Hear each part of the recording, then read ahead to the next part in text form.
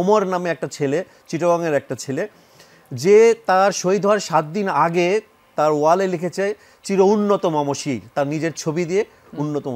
7 দিন পর সে শহীদ হয়েছে। তার মানে নজরুল এত প্রাসঙ্গিকভাবে আমাদের জীবনে, আমাদের এই ক্রাইসিসের সময় ছিলেন। শুরুতেই আপনার প্রতি শ্রদ্ধা, কৃতজ্ঞতা, কারণ আমাদের বিদ্রোহী কবি কাজী নজরুল ইসলামের একটি বিশেষ সম্মান আমরা তাকে দিলাম, যেটা তার প্রাপ্য ছিল, তার যথাযথ মর্যাদা ফিরিয়ে দিলাম, তাকে জাতীয় কবি হিসাবে স্বীকৃতি দিলাম রাষ্ট্রীয়ভাবে, এবং আপনার হাত ধরে সেটা হয়েছে। আলহামদুলিল্লাহ, আলহামদুলিল্লাহ। আপনাকে যে জানতে চাই যে অনুভূতির কথাটা অবশ্যই বলবেন, এতদিনে এই বিষয়টি কেন হলো না? আমরা বই পুস্তকে পড়তাম, আমরা মুখে বলতাম যে জাতীয় কবি, কিন্তু সেটা রাষ্ট্রীয়করণ হয়নি। এটা খুব অবাক করা একটা বিষয়। গতকাল থেকে আমি, এটা তো নিঃসন্দেহে একটা আনন্দের বিষয়, কিন্তু আমি যেটা ফেস করছি গতকাল থেকে সেটা হচ্ছে বিস্ময়। মানুষ অবাক হয়ে যাচ্ছে, কি উনি আমাদের জাতীয় কবি ছিল না? উনি, আমরা তো তাহলে এতদিন ভুল জেনে আসছি। হ্যাঁ, মুখে মুখে উনি আমাদের জাতীয় কবি ছিলেন, কিন্তু মানে রাষ্ট্রের যখন কবি হয়, জাতি যখন কাউকে স্বীকৃতি দেয়, তখন সেটা সাংবিধানিকভাবেই স্বীকৃতিটা হয়। তো দুঃখজনক হলেও সত্য যে আমি নজরুল ইনস্টিটিউটে জয়েন করার পর আমি নিজেও তখন প্রথমবারের মতো জেনেছি যে উনি আমাদের গ্যাজেটভুক্ত জাতীয় কবি না, এবং এটা আমার একদম প্রথম দিকেই খুব এক ধরনের বড় একটা সারপ্রাইজ ছিল। তো আমি যেদিন প্রথম জয়েন করেছি, আমি আসলে ওনার কবর জিয়ারত করে আমি অফিস শুরু করেছি। তো সেদিন যমুনা টিভি থেকেই সাংবাদিকরা গিয়েছিল আর কি। তো আমি তখন বলেছিলাম যে ইনশাল্লাহ এই কাজটা আমি করব। তো আলহামদুলিল্লাহ ঠিক 4 মাসের মাথায় ব্যাপারটা ঘটে গেছে।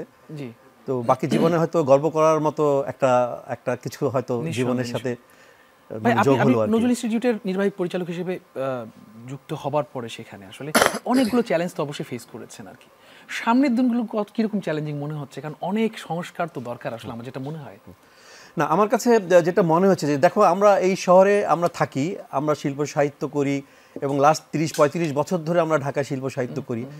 আমি ঠিক যেভাবে আলিয়াস ফ্রান্সেসকে চিনি, আমি যেভাবে ছায়ানটকে চিনি, আমি গ্যাটে ইনস্টিটিউটকে চিনি, আমি এইভাবে কিন্তু কখনোই নজরুল ইনস্টিটিউটকে আমি চিনতাম না যে কোথায় এটা হয় আর কি।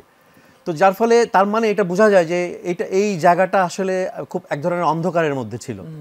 তো এখন আমাদের কাজ হচ্ছে, উনি আমাদের জাতীয় কবি, ওনাকে আমরা ধারণ করি আমাদের দ্রোহে, আমাদের জাতীয় ক্রাইসিসে সবসময় যেই কবিকে আমরা প্রথমেই পাই, উনি হচ্ছেন নজরুল ইসলাম।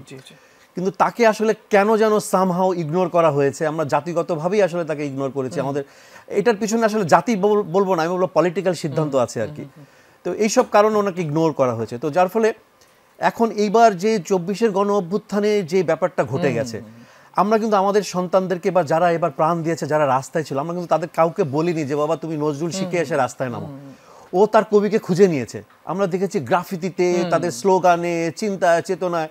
আমি একজন শহীদের আমি একটা স্টোরি ছোট্ট করে বলি। ওমর নামে একটা ছেলে, চিটাগংয়ের একটা ছেলে, যে তার শহীদ হওয়ার 7 দিন আগে তার ওয়ালে লিখেছে চির উন্নত মমশির, তার নিজের ছবি দিয়ে উন্নতম। 7 দিন পর সে শহীদ হয়েছে। তার মানে নজরুল এত প্রাসঙ্গিকভাবে আমাদের জীবনে, আমাদের এই ক্রাইসিসের সময় ছিলেন। তো সেইরকম একটা সময় এসে নজরুল ইনস্টিটিউটের দায়িত্ব পাওয়া আসলে ভেরি সিগনিফিক্যান্ট, এবং আমার মনে হচ্ছে অনেক কিছু করার আছে। না, নিঃসন্দেহে, এবং আমরা সেই আশাতেই বুক বাঁধছি, কারণ আপনি সেখানে আছেন।